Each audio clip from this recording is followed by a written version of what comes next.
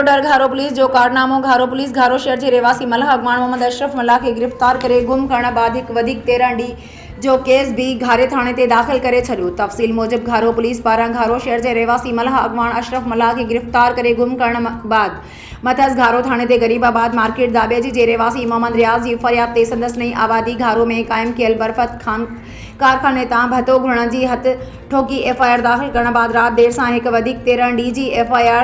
सरकारी मुद्दत तहत घारो थाने ते दाखिल करे छड़ी है, जंहिंमें पुलिस जणायो आहे त असां अशरफ मल्लाह ते दाखिल पहिरें भत्ते वारे केस जी जांच करे सिलसिले में वञी रहिया हुआसीं त टेक्निकल कॉलेज घारो भरिसां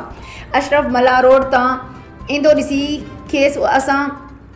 गिरफ्तार कियो, जंहिंजे कब्ज़े मां हिकु बिना लाइसेंस पिस्टल ऐं गोली हथ आयूं आहिनि, जंहिं मथां वधीक केस दाख़िल कियो वियो आहे। जॾहिं त अशरफ मल्लाह जे वारसनि मूजिबि त अशरफ मल्लाह खे घारो पुलिस अॻे गिरफ़्तार करे गुम करे छॾियो आहे, जेको राति जे वक़्तु पुलिस टेक्निकल कॉलेज घारो वटि कीअं हथ आयो। हिननि चयो त पुलिस कंहिंजी वंगार वांदे ॿी हथ ठोकिया केस अशरफ मल्लाह ते दाख़िल कया आहिनि, जिन में का बि सदाकत न आहे। हिननि चयो त अशरफ मल्लाह समाजी माण्हू आहे जंहिंखे हिकु साज़िश तहत हथ ठोकियनि केसनि में फसायो पियो वञे, पर असां ख़ामोश न वेहंदासीं, असां अदालत जो दर खड़काईंदासीं जंहिं मां खेनि इंसाफ़ जी उम्मीद आहे। ॿिए तरफ़ घारो पुलिस पारां घारो शहर मां गिरफ़्तार करे गुम कियल अशरफ मल्लाह ते घारो थाणे ते 2 केस दाख़िल करण खां पोइ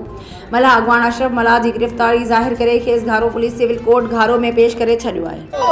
अशरफ मल्लाह के आज़ाद करो, अशरफ मल्लाह के आज़ाद करो, ये गुंडागर्दी बंद करो, ये गुंडागर्दी बंद करो, अशरफ मल्लाह के आज़ाद करो, ये गुंडागर्दी बंद करो, ये गुंडागर्दी बंद करो, ये दहशतगर्दी